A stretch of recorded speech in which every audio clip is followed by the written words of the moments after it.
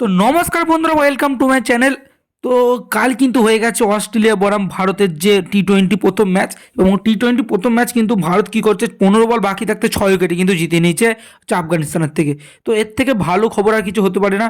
টি-20 series এবং test দুটোই কিন্তু জয়ের সহকারে ভারতীয় টিম শুরু করলো।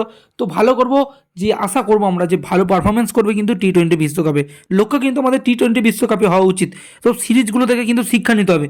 এবং ভারত বলতে গেলে প্রায় হার্দিক পান্ডিয়া একটা বিকল্প কিন্তু এই ম্যাচে পেয়ে গেছে, সেটা হচ্ছে শিবম দুবে।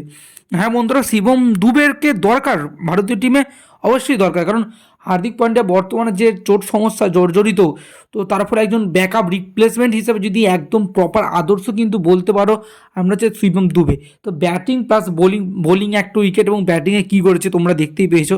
এবং তার সাথে সাথে কিন্তু সে প্লেয়ার অফ দ্য ম্যাচও হয়েছে।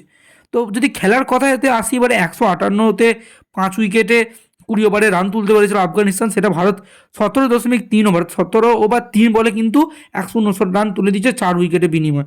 তো এই দিন কিন্তু প্রত্যেকে ভালোই খেলেছে। শুভমন গিল শুরুটা ভালো করেছিল, কিন্তু রোহিত শর্মার রান আউটটা সত্যিই খুব খারাপ লাগছে। তো বছরের শুরুতে প্রথম টি-20 ম্যাচ এতদিন পর খেলতে নামছে, 0 রানে আউট হলো, কিছুটা হতাশ করবে। তো শুভমন গিলের জন্যই হয়েছে। তো সে মোটামুটি ভালো করেছে, 12 বলে 23। তারপরে তিলক ভর্মা 22 বলে 26, হয়তো একটু ভালো আশা করা যেতে পারতো।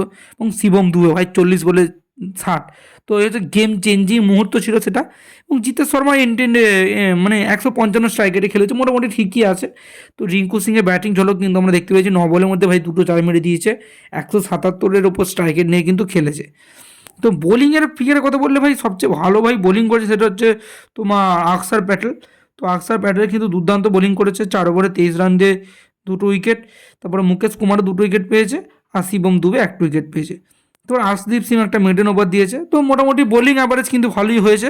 তো ব্যাটিংয়ের দিকটাও কিন্তু ভালোই হয়েছে। তো অলরাউন্ডারের পরিমাণটা কিন্তু মানে বাড়াতে হবে ইন্ডিয়াকে। ইন্ডিয়ার একটাই মেন সমস্যা হচ্ছে মানে অলরাউন্ডার কিন্তু কম খেলে। তো অন্যান্য দেশের দেখতে গেলে কিন্তু মানে অলরাউন্ডার বেশি। তো এবারে কেকেআরের জন্যে খারাপ খবর বলা যেতে পারে, কারণ কারণ হচ্ছে গুরবাজ কিন্তু সেভাবে কিন্তু ব্যর্থ হয়েছেন।